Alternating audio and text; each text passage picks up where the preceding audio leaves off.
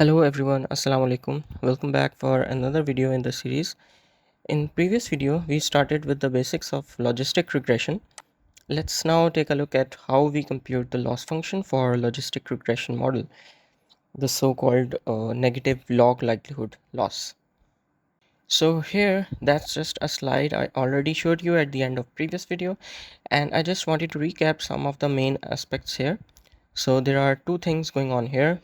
So one is how we compute this probability, and here at the bottom is what we want this probability to be. So let's take a look at what we want first in this case. So we want this probability, the class membership probability for class 0 to be 1 to be maximized if the true label is indeed 0. So this is the class membership probability. We want this to be as high as possible for equal 0 if the true label is indeed 0, right? And vice versa. We want the class membership probability here for class 1 to be as high as possible, also approaching 1 if the true label is 1. So we want to maximize the probability for the given label for true label. Now how is this probability computed? That is what I showed you here in the middle. So here again, this is how we compute these probabilities. The class membership probability for y equals 1. So here this is not really the true label. You can think of it as this 1 in this function here at the bottom. So we compute the class membership probability for y equals 1. So this is simply the activation, the logistic sigmoid applied to the next input. And for the second case, this one can be computed by 1 minus activation. So this is just like a brief recap. Now we can actually rewrite this piecewise function here, how we compute this class membership probability using this more compact notation. This essentially summarizes this piecewise function in one line, one equation. So how it works is, let's just plug in some numbers. Or first, let me clarify about what this a here means. So this a is the activation. It's just, instead of writing h of x, let's just abbreviate with letter a. Now let's consider the case where we have the class membership probability for class 1 given the feature vector x. So if y equals 1, then this term remains as a. This 1 becomes 1, right? And 1 minus 1 is 0. So this cancels or becomes 0 essentially, and something to the power of 0 is 1. So this whole term here becomes 1. And this whole equation here reduces to just a, right? So a is equal to h of x. So we satisfy this first term here. I'm just showing you right now that this function indeed summarizes this piecewise linear function. So now consider the case y equals 0 given the feature vector x. So we are looking now this 1 here. So where y is equal to 0, then this is a 0. So this whole thing becomes 1, and we have this this becomes 0. So this term here becomes 1. So what we have then, what remains is 1 minus a, right, which is this one. So you can now see that this equation here at the bottom summarizes this piecewise linear function here, just a different notation. Now that this one is clear, what we want is, we want to maximize the class membership probabilities. And usually in a data set, we not only have one single data point, we have n data points. So this is the size of training set n. And we want to maximize the class membership probabilities for all these examples in the training set. So you can think of it as the probabilities here multiplied. So the conditional probabilities, and we want to find the model parameters, but it depends here on our model. So the probability here, the prediction probability, depends on our model parameters. That's how we compute these probabilities. So we want to find good parameters that maximize the class membership probability for the right class.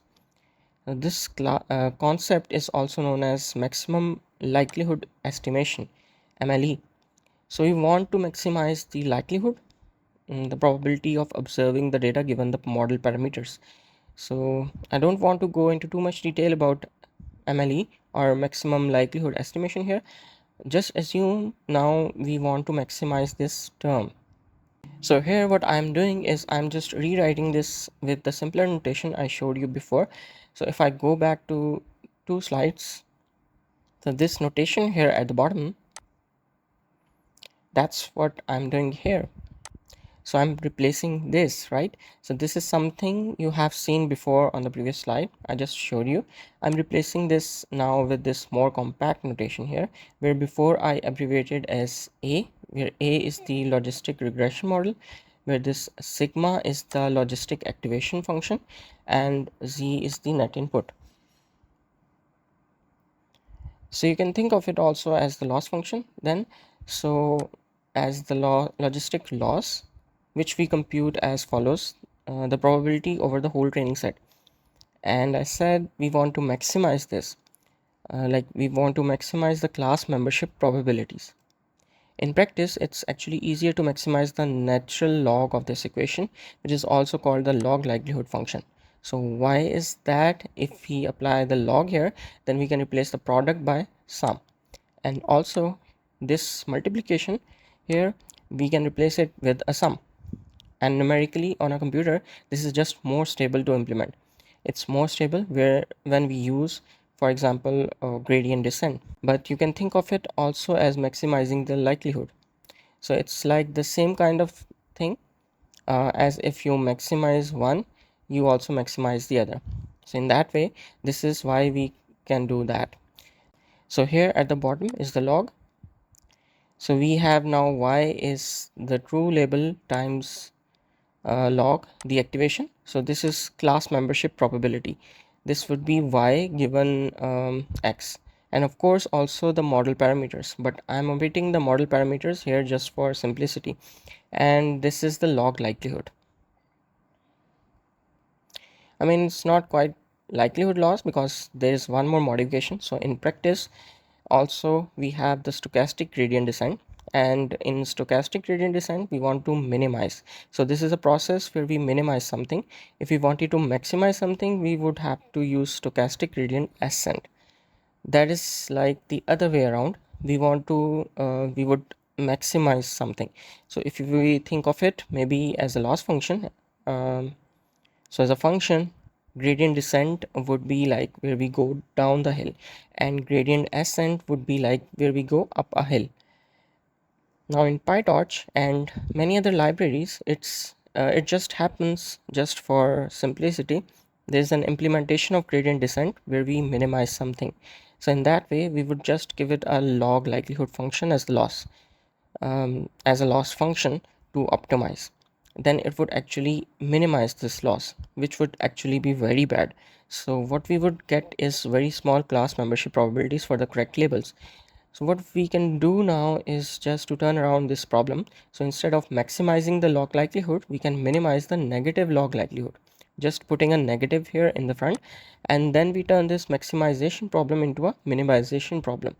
And then we can just use the stochastic gradient descent implementation in PyTorch.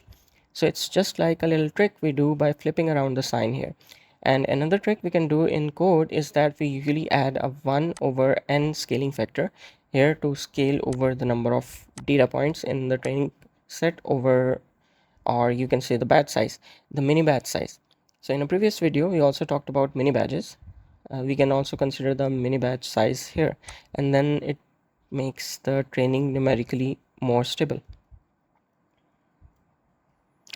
So just have a little checkpoint here to summarize. Doing logistic regression, by that I mean our training logistic regression is actually similar to what we have done before in Adeline.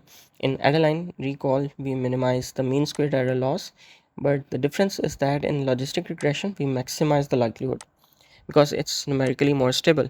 Instead of maximizing the likelihood, we can also maximize the log likelihood.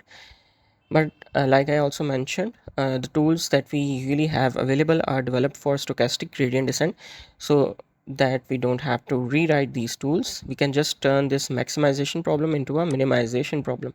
So we can minimize the negative log likelihood, which is the same as maximizing the log likelihood.